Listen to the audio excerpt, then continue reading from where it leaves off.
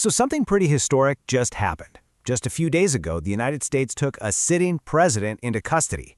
In this explainer, we're going to break down exactly how it all went down, the massive legal and diplomatic firestorm it's already causing, and, get this, the really surprising ways financial markets are reacting. Let's get into it. Almost nobody saw this coming. A direct, large-scale U.S. military operation right in the heart of Latin America. And it all kicked off with a single post on social media. And boom, just like that, the news was out. The president of a sovereign country was officially in U.S. custody. The big question on everyone's mind was, how on earth did this actually happen? To really get our heads around the fallout, we first have to understand the operation itself. It was codenamed Absolute Resolve, and was a lightning-fast, meticulously planned strike. Just look at this timeline. At 2 in the morning, the bombing starts. Just 1 minute later, 1 minute, Delta Force is at Maduro's compound, and he surrenders. By 3:20 a.m., he and his wife are on a helicopter out of there, and by 5 p.m. that same day, he's landed on U.S. soil. The speed of this whole thing was just incredible. Now, while Maduro was captured, the government structure back home didn't just collapse. His vice president, Delcy Rodríguez, immediately took over. Maduro himself, meanwhile, was flown to New York to face federal charges. Think about that. A head of state being put on trial in a U.S. court. That's a situation you almost never see. Okay, so the military operation was one thing. But the legal and diplomatic fallout?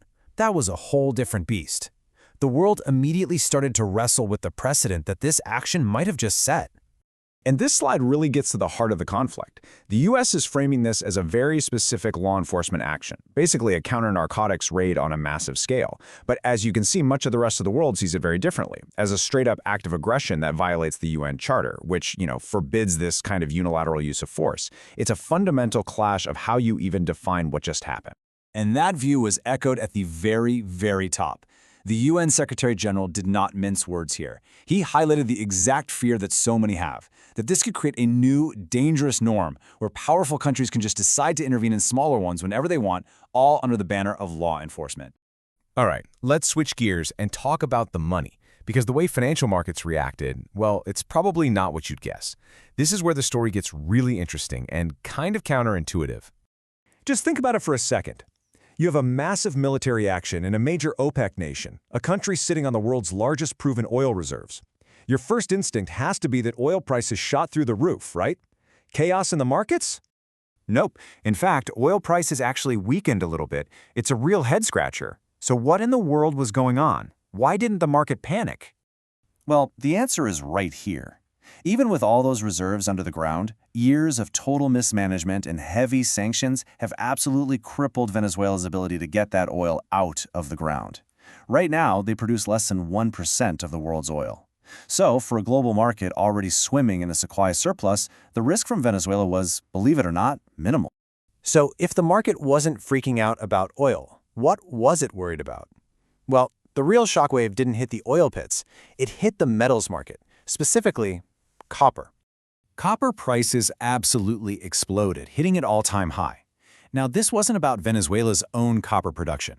It was about a much broader fear. The thinking was, whoa, if the U.S. is willing to do this in Venezuela, what does that mean for the security of other critical resources all across the region? It's a classic case of what's called a geopolitical risk premium. Investors start demanding higher prices to cover their bases against all this new political uncertainty.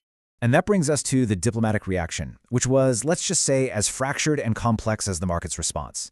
This action by the U.S. basically split the world, and especially Latin America, right down the middle. So on one side, you have fierce condemnation. Venezuela's neighbor, Colombia, called it an act of aggression against the entire region. They even started mobilizing their forces, anticipating a potential humanitarian crisis. But then, on the complete opposite end of the spectrum, you have voices like Chile's president-elect.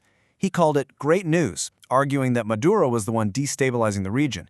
This just goes to show you how polarizing Maduro's government had really become. And then you had a third camp, which was basically cautious ambiguity. Key U.S. allies like the UK said, look, we're happy to see Maduro go, but they stopped short of actually endorsing the U.S. operation. They're in wait-and-see mode, which really reflects this deep uncertainty about what's coming next. And that right there is the crucial question now. With Maduro gone, Venezuela is standing at a massive crossroads. Analysts are basically looking at 3 potential paths forward, and each one comes with its own huge set of risks. Okay, so the immediate dangers, the things keeping people up at night, are pretty clear. First, you could have a power vacuum that leads to total chaos inside Venezuela. Second, the U.S. might decide to escalate pressure on other countries in the region, which could spark a much wider crisis. And third, the political uncertainty could just drag on, preventing any kind of real recovery. This table from market analysts actually tries to put some numbers on the possibilities. The base case, the most likely outcome at 55% probability, is a slow but orderly transition. That would keep oil prices pretty weak.